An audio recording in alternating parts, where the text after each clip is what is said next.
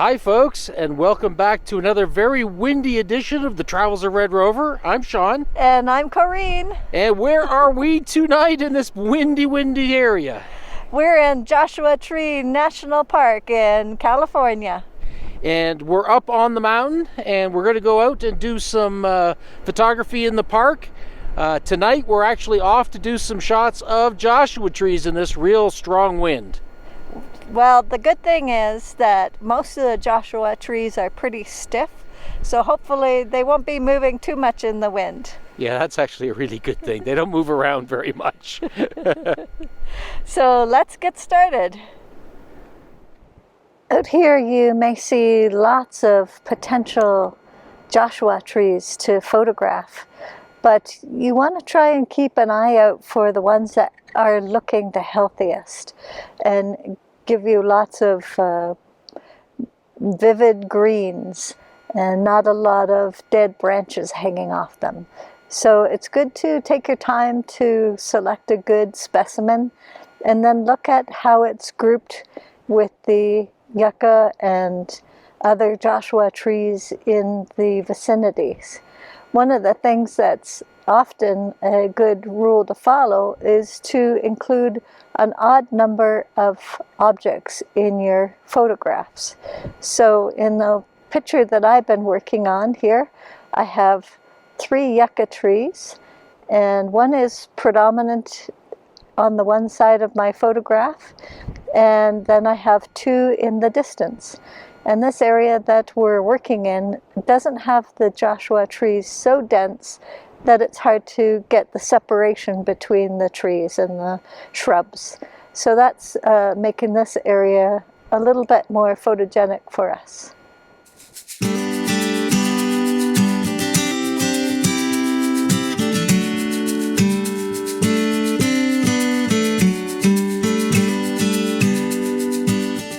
Hi folks.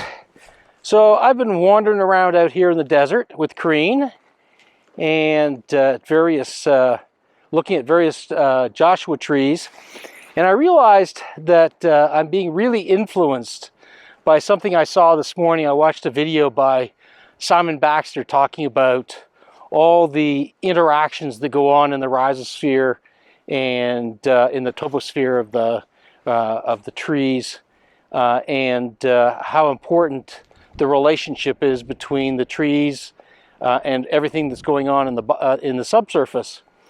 So walking around these Joshua trees today, I started noticing, and I think because of Simon's influence, some really interesting relationships between the main Joshua trees and, for all intent and purposes, I'm going to call them the baby Joshua trees, the adults, the teenagers, and the babies, all how they're kind of grouped together, and then how they all group together with the yucca plants that are around out here today, and just using that to artistically frame some interesting relationships between the trees and between other plants that are around the trees.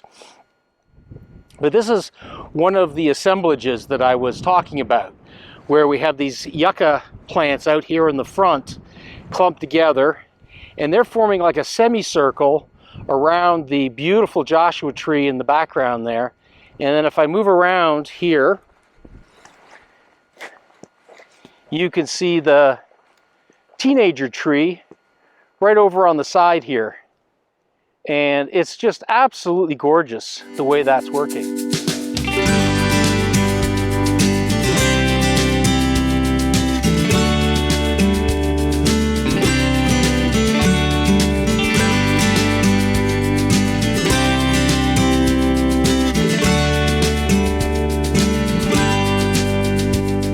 I've been doing a number of shots where I've had the Joshua tree either silhouetted and the sun behind it, trying to get a little starburst, or I've been doing a little bit of side lighting.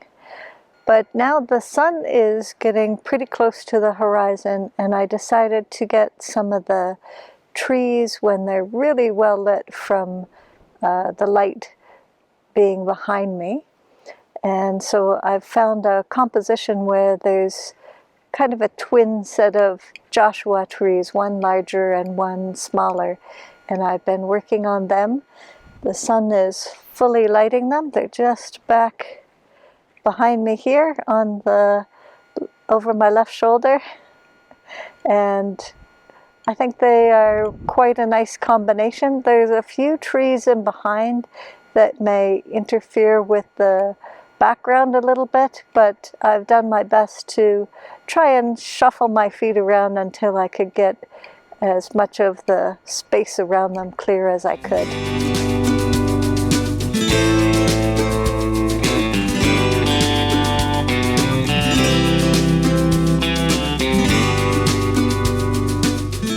So the sun has just been sinking down in the west. We have a little bit of a mountainside. I believe it's Ryan Mountain to the west of us, and while that was happening, I crouched down here low to the ground next to my tripod, and I was getting a picture of these nice yucca plants right over here. And what I was trying to do is see if I could capture some of the sunburst coming through those yucca plants. So hopefully we've captured a few of those with some of those Joshua trees out in the distance. While Corinne worked on capturing some starburst in the yucca, I went on to work with the cactus, these choa cactus, and worked on trying to capture some interesting lighting and starbursts with them.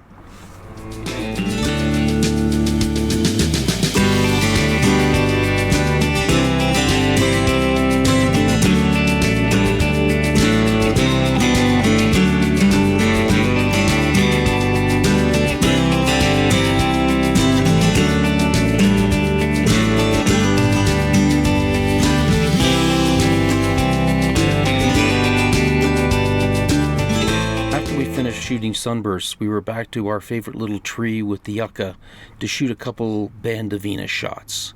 Here are the results.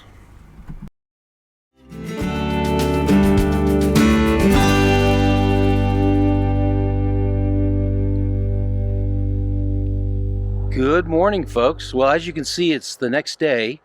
We didn't do a conclusion last night because it just got too dark to film. And it was cold. It was really cold and really windy. So we're along the side of the road. You can hear the cars going by. Sorry for that. And I thought we would just sort of wrap up about the experience last night. Yeah, we found, I think, a nice spot. It was well back from the road. We didn't have to deal with any other people walking through the pictures on trails, so that made it a real nice, peaceful setting. Yeah, the other thing I really like, Corinne actually, I think, in my opinion, found us like a spectacular spot because the Joshua trees were spread out a little bit, so you could kind of go from family clump to family clump without a lot of clutter around them. So you get some really nice, discrete photographs of the Joshua trees. So I really, really like that. And then sort of following through with kind of my family assemblage sort of concepts last night. It was just a lot of fun shooting the trees in relationship to the other trees and the other plants. Well, we sure hope you enjoyed that video. And if you did, please give us a thumbs up. And if you'd like to see more of our videos, we hope you'll consider subscribing, and we appreciate everyone who has.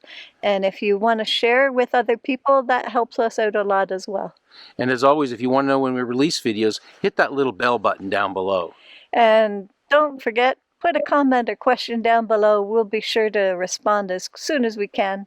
And thanks for joining us. Thank you very much for coming along, and bye for now. Bye for now.